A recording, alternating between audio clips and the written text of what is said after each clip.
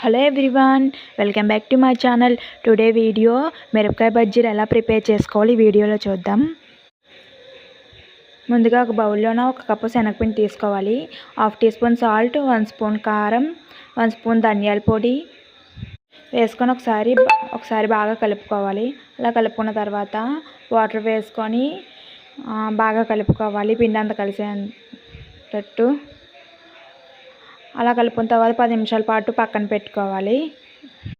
Stove on చేసుకొని pan పెట్టుకొని deep ఫ్రైకి సరిపడగా ఆయిల్ వేసుకోవాలి. ఆయిల్ హీట్ అయ్యాక ముందుగా కలిపి పెట్టుకున్న పిండిని మిరపకాయ ముంచుకొని వేసుకోవాలి.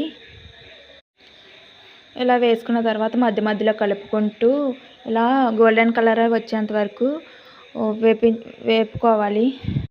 ఫైనల్గా ప్లేట్లో తీసుకుంటే రెడీ మిరపకాయ బజ్జీలు. ఫైనల్గా ఇన్ని అయ్యాయి. చాలా అంటే చాలా టేస్ట్గా ఉన్నాయి. ఒకసారి మీరు కూడా ట్రై చేయండి.